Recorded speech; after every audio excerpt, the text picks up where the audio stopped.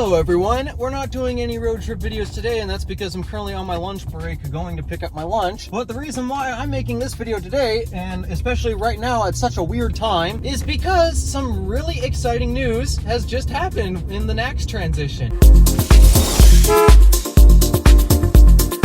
I know it's been getting boring, and actually I failed to mention in my last video that Jaguar has also decided we're going to switch to NACS, which is great. Not too sure about Land Rover, but I would assume that Land Rover would switch as well when they eventually come out with an electric vehicle, which I don't think they have one at the moment. Yeah, a little interesting, but Jaguar, at least with the I-Pace, that's getting adapter support. Though I hear by the time the vehicle would be able to get NACS integrated, supposedly the I-Pace is going to be discontinued in favor of new electric cars from Jaguar. So, okay, but hey, they're at least in support of NACS. Glad to hear that. But here's the real big news. I've been making videos complaining about this. In fact, I've got another one in the pipeline right now where I'm discussing a problem with the supercharger network, though evidently it might be in the process of being addressed right now due to this news that we've just heard.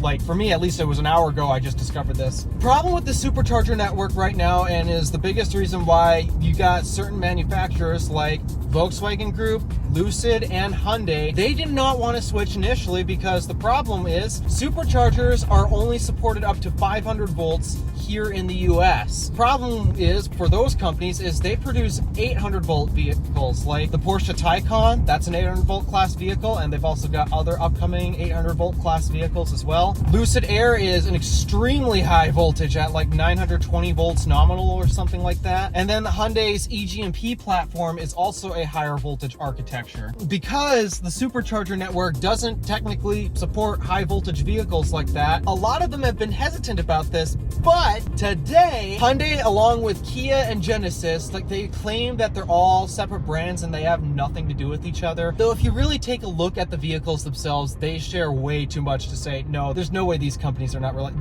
They are fully 100% related to each other. The point is, Hyundai, Kia, Genesis, with the eGMP platform vehicles, they are switching to NACS. And actually, I found it hilarious, the press image that Hyundai had put in their press release and all that. Their image is absolutely hilarious because there are some automakers who announced and they decided to release an image along with their press images, and it's showing off like their car next to the supercharger network and all that. But Hyundai decided to go, well, the extra mile, and funny enough, they decided, you know what, we're going to make it look like our car is actually plugged into the charger. Despite that, they currently do not have a single NACS vehicle out, obviously, and they chose a non-Magic Dock station. So what they did to make it look like that the car was actually plugged in was they literally taped the handle to the side of the charge port, and it's so shameless. They just shamelessly taped the charge connector to the side of their vehicle to make it look like it's charging. And I'm surprised that they chose an Ioniq 5 to make it look like because I think they would have gotten a better impression if they used the Hyundai Ioniq 6, because their charge port opens sideways and not up like the Ioniq 5, and also the charge port is inset in the vehicle compared to the Ioniq 5, so they just shamelessly taped the NACS connector to the side of the charge port. And it's so obvious they did that just by looking at the image. It's hilarious. But funny details aside, we do have to talk about what this actually means for the industry, because this is a first. We finally have an 800 volt class architecture getting transitioned to NACS. This is a good thing. So that means Lucid and Porsche,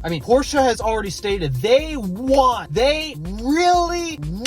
want to use the NACS standard. They've said this in interviews with other automotive journalists. The reason why they haven't done it yet is because I'm guessing they're waiting on Volkswagen corporate to allow it, because Porsche is owned by Volkswagen Group, and from the sounds of it, Volkswagen is in no rush to support the NACS connector. And then there's Lucid. So now Lucid doesn't really have much of an excuse for this, because they've said that they don't want to use the supercharger network, and arguably they've got fairly decent reasons actually. Problem with using the supercharger network for them is if they were to, their Wunderbox would only allow them to charge at 50 kilowatts on their chargers, because again, superchargers 500 volts, Lucid's nominal voltage voltage is like 920 volts or something like that. So in order to charge on their network, they have to convert the voltage in the vehicle, and unfortunately, they've only designed their DC booster to support 50 kilowatts. And Hyundai doesn't exactly have the greatest solution either. It's better than what Lucid offers, but it only supports up to 100 kilowatts as of right now. And then Porsche at the moment has the best solution, where they have a traditional DC booster like Lucid does, but their booster is big, and unfortunately it's not standard. It is an option you have to get, but they will support 150 kilowatts, which is not really that bad. That's V2 supercharger speeds. But finally, Lucid especially, I am really trying to harp on Lucid because they do not understand how badly they need to switch to NACS. One of the biggest reasons why their cars have not sold is because their charging just is not sorted out. Yeah, it will peak at 350 kilowatts when the charger is working, but they're still using CCS, which is not really a luxurious standard for charging, in my opinion. That, and if you even ignore the connector altogether, it's attached to a terrible network. So yeah, why would you want to use CCS? And Lucid clearly doesn't understand how badly they need NACS. The reason why Lucid's value is so low in terms of purchasing cars, new or used, like there are so few people who want to buy their cars new. The reason why they sell so poorly used is because nobody wants them. They don't want to try to charge the thing because the experience is terrible, especially for the price tag. Considering that Mercedes has already switched to NACS, okay, yeah, they're a 400 volt class architecture, but the Lucid Air is also competing with vehicles like the Porsche Taycan. Yeah, the Taycan technically has sportier driving dynamics because, well, I mean, it's a Porsche, but still, technically, the Lucid Air and the Taycan compete, and we've seen time and time again. As of right now, the Taycan is actually doing way better in one of the biggest areas where Lucid is actually supposedly designed for, road tripping. I know you guys would like to argue against me about Lucid's biggest advantage is the road trip ability, but I mean, come on, when you take a look at the design and the specifications and all of the strong points of the vehicle, 500 miles of range, 350 kilowatts peak charging, and the car is just oh so smooth and such a nice experience when it comes to munching miles. You can't tell me that that car is not designed for long distance trips. And Lucid's trying to say, well, no, that's not the case. We just want a nice, comfortable car for in-town cruising. We want to know something? A lot of people don't really care how comfortable the car is if you're doing like trips, like say from work to Subway. That's less than a mile drive. I don't care what car I take as long as I get here, to be honest. Meanwhile, if you do long distance trips where you're sitting in the car for such a long time, yeah, you kind of want to be more comfortable because you're spending a lot more time in the vehicle. You can't tell me that these cars are not designed for road tripping, and right now they suck at it, especially compared to Porsche's Taycan. They're able to onboard energy so much faster than what Lucid allows their battery to take, and because of how well the vehicle plays with the infrastructure that they've selected, Porsche actually plays with it better. Yeah, both vehicles suffer Signet surge because they're 800 volt class vehicles, and that's where Signet chargers absolutely suck, but the Taycan actually handles the Signet surge better than the Lucid. Combined with its amazing charging curve, yeah, it's not great. All right, sounds good. Thank you.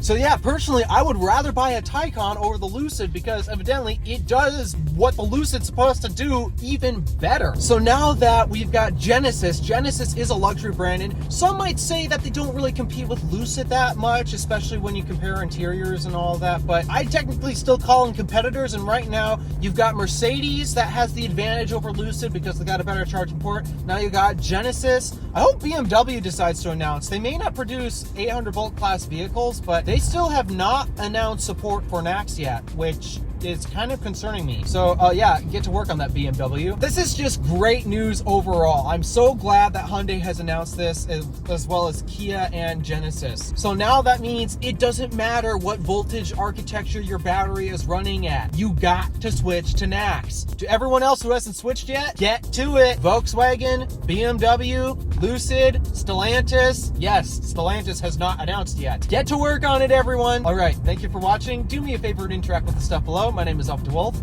Random Alpha, signing out.